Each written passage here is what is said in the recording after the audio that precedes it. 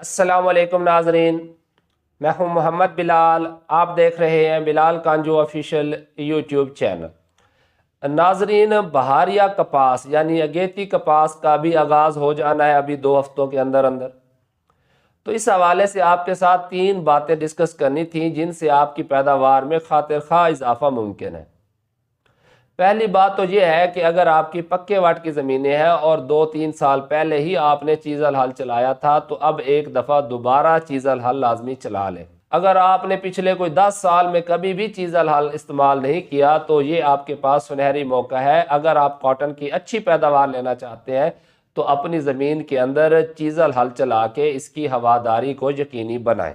दूसरी बात आपको ये बतानी थी कि जो कॉटन की फसल है इसके अंदर जो फिप्रोनिल होता है दानेदार वो या कार्बोफ्यूरान जो 8 किलो का एक थैला होता है, जब आपने खादों का छट्टा करना है खेलियाँ निकालते हुए तो उनके साथ मिला के आपने इसे भी छटा कर देना है। अगर आप कोई खाद इस्तेमाल नहीं भी करते तो भी आपने कार्बोफ्यूरान या फिप्रोनिल इन दोनों का एक एक पैकेट बवक्त बिजाई आपने छटा करके उसके बाद खेलियाँ निकालनी है। तो इसके आपको इब्तदाई जो 1 महीना है उसमें बड़े अच्छे रिजल्ट्स मिलेंगे। और तीसरी बात, अगर आपने अपनी ज़मीन का तजिया करवाया हुआ है तो बेहतरीन है। अगर नहीं करवाया और आपने पिछली फसल में भी बोरान का इस्तेमाल नहीं किया था तो 3 किलो वाला सोना बोरान एक पैकेट ये भी आपने आखिरी हल लगाने से पहले ज़मीन में छटा कर देना है और उसके बाद आपने खेलियाँ निकाल देनी है।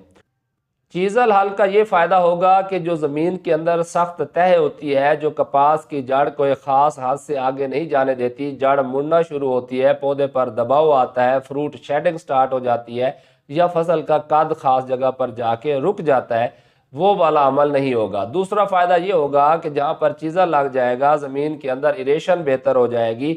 सख्त पैन टूटने की वजह से क्या होगा, जो आप पानी लगाएंगे वो गहराई तक ज़मीन में जज़ब होगा, जिससे ख़ास कर शदीद गर्म मौसम में जो स्ट्रेस आती है, वाटर स्ट्रेस आती है जिसे हम ड्राउट स्ट्रेस कहते हैं, तो उससे आपकी फसल मुतासर नहीं होगी, खुशहाल रहेगी, क्योंकि डीपर लेयर में गहरी तहों में पानी मौजूद होगा, उसकी जड़ भी ज़्यादा गहराई तक जा चुकी होगी। दूसरा फ़ायदा जो मैंने आपको कहा कि कार्बोफ्यूरान या फिप्रोनिल का आप छटा कर दें। पहली बात तो ये है कि जहाँ पर दीमक का इशू होता है, आपको पता है, फिप्रोनिल फ्लड कर दें या क्लोरपेरिफास फ्लड कर दें तो इससे दीमक कंट्रोल हो जाती है। पहला फ़ायदा तो आपको ये होगा कि जो शुरू में फसल है उसमें आप दीमक लगने से महफूज हो जाएंगे।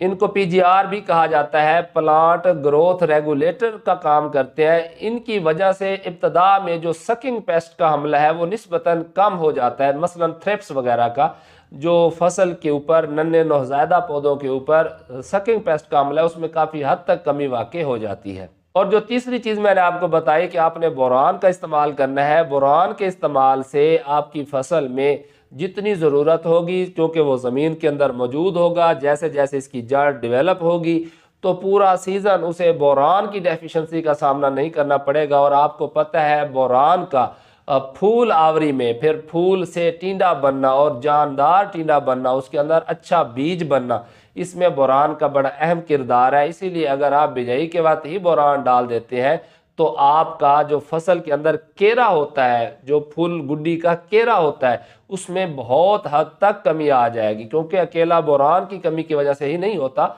और बहुत सारे फैक्टर होते हैं। बहरहाल आप एक फैक्टर अगर मुकम्मल कर लेंगे तो आप अपनी पैदावार में इजाफे को यकीनी बना लेंगे।